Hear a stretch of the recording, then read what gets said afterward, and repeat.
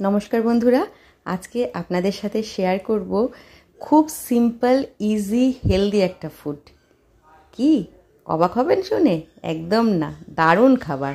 গরম গরম ভাতের সাথে আলু চোখা আর মসুর ডাল সেদ্ধ।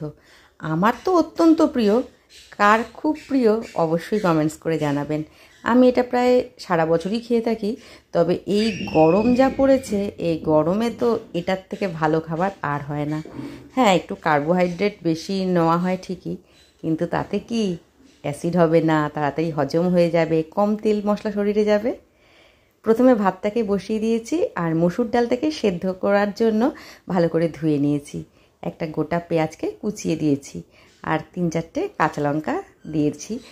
এটা আপনি গোটাও রাখতে পারেন, ঝাল যতটা প্রয়োজন ডলে খেতে পারেন। ভালো করে ধুয়ে সমস্ত কিছু দিয়ে প্রেসারে দিয়েছি আর দিয়ে দিচ্ছি পরিমাণ মতো নুন আর সামান্য একটু সর্ষের তেল। তেলটা স্কিপও করতে পারেন, তবে তেল দিলে কিন্তু মারাত্মক লাগে স্বাদটা। পরিমাণ মতন জল দেবেন। অত্যাধিক জল দিয়ে পাতলা টেলটেলে হয়ে গেলে কিন্তু ভাল লাগবে না।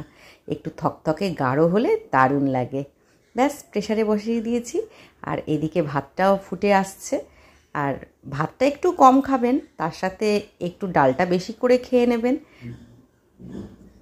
2টো হুইসেল পড়েছে আর ডালটা দেখুন কীরকম সেদ্ধ হয়েছে। গলে গেলে কিন্তু ভালো লাগবে না, একটু আধা ভাঙা থাকলে তবেই কিন্তু এই ডালের মজা। আর দেখেছেন তো, এই গরম গরম ভাত আর গরম গরম ডাল আর আলু চোখা দিয়ে খেলে মনে হবে আপনি একদম অমৃত খাচ্ছেন। দেখুন ভাতটাও হয়ে গেছে, এবার ভাতের ফ্যানটা ফেলে দিতে হবে। আর এবারে করব আলু চোখাটা। আলুটাকে আমি ভালো করে পিলারের সাহায্যে খোসাগুলোকে ছাড়িয়ে ফেলছি। আর আলুকে কেটে সঙ্গে সঙ্গে জলের মধ্যে দিয়ে রাখবেন, তাহলে আলু কিন্তু কালো হয়ে যায় না। আর আরেকটা কথা, আলুগুলোকে কিন্তু মাঝখান থেকে এমনভাবে দুভাগ করে নেবেন যাতে কিনা সহজে সেদ্ধ হয়ে যায়। এখনকার আলু অনেক সময় কিন্তু সেদ্ধ হতে একটু সময় নেয়। আর কেটে সঙ্গে সঙ্গে জলে দিয়ে দেবেন, তাহলে কিন্তু আলুতে আর দাগ হয় না। 2টো আলুকে ভালো করে কেটে আমি জলে ভালো করে ধুয়ে নিচ্ছি। এটা 2 থেকে 3 বার জলটা ধুয়ে ফেললে ভালো, তাহলে স্টার্চটা বেরিয়ে যায়। এটাকেও প্রেসারে দিয়ে দিচ্ছি আর 2টো হুইসেল মেরে নেব। আর ভালো করে আলুটা আমার সেদ্ধ যেই হয়ে যাবে, তো অমনি আলুটাকে জল থেকে তুলে ফেলতে হবে। জলের মধ্যেই কিন্তু আলুটাকে বেশিক্ষণ রেখে দেবেন না, তাহলে সেই আলু চোখা একটু ক্যাতক্যাতে হয়ে যায়। সেটা যেন না হয়। সেদ্ধ হওয়ার সাথে সাথেই আলুটাকে জল থেকে তুলে ফেলবেন, নয়তো জলে বেশিক্ষণ থাকলে এটা আরও বেশি বয়েল হতে থাকে। আলুগুলোকে ভালো করে স্ম্যাশ করে নিতে হবে। আলু চোখা কিন্তু তাহলেই ভালো হবে। আলু চোখার আলু যত মিহি হবে, যেন এর মধ্যে কোনো দানা অংশ না থাকে। এর মধ্যে দানা অংশ থাকলে তাহলে কিন্তু আলু চোখা খেতে টেস্ট হয় না। আলু চোখা করতে গেলে বা আলু সেদ্ধতে আলুকে খুব মিহি হতে হবে। আমি একটা ডালের কাঁটা নিয়েছি, আর ভীষণ গরম তো ডালের কাঁটার ব্যাক সাইড দিয়ে ভালো করে এটাকে স্ম্যাশ করে নিচ্ছি। কড়ার মধ্যে সামান্য সর্ষের তেল দিয়ে দিচ্ছি, আর সর্ষের তেল দিয়ে এর মধ্যে একটু শুকনো লঙ্কা দিয়েছি। এখানে 3টে শুকনো লঙ্কাকে 2 ভাগে ভাগ করে নিয়েছি। করে একটু ঝাল ঝাল হলে ভালো লাগে। বাচ্চারা খেলে লঙ্কাটাকে একটু কম করে দেবেন। এখানেও একটা ছোট্ট পেঁয়াজকে কুচিয়ে নিয়েছি আর সামান্য নুন দিয়েছি পরিমাণ মতন। আর ভালো করে একটু নাড়াচাড়া করে স্ম্যাশ করে রাখা আলুগুলোকে দিয়ে দিলাম।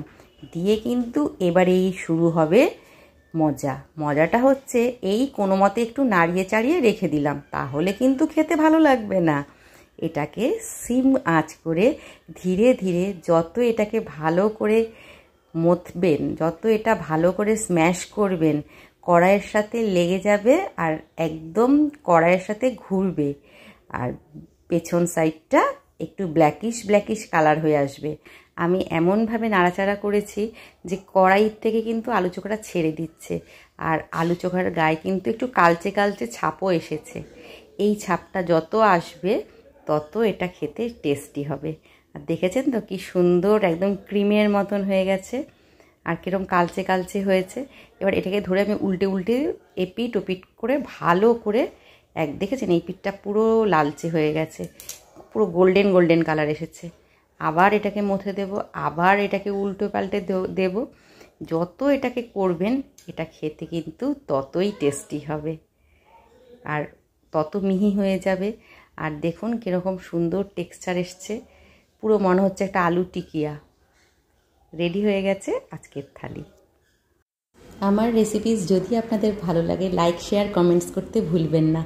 আপনি যদি আমার চ্যানেলের নতুন বন্ধু হন অবশ্যই চ্যানেলটিকে সাবস্ক্রাইব করবেন, পাশে থাকা বেল আইকনকে প্রেস করে তার অল নোটিফিকেশানটি অন করে দেবেন।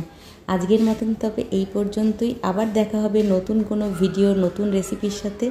ততক্ষণ ভালো খান, সুস্থ থাকুন, শুভ চিন্তা করুন। নমস্কার, ধন্যবাদ।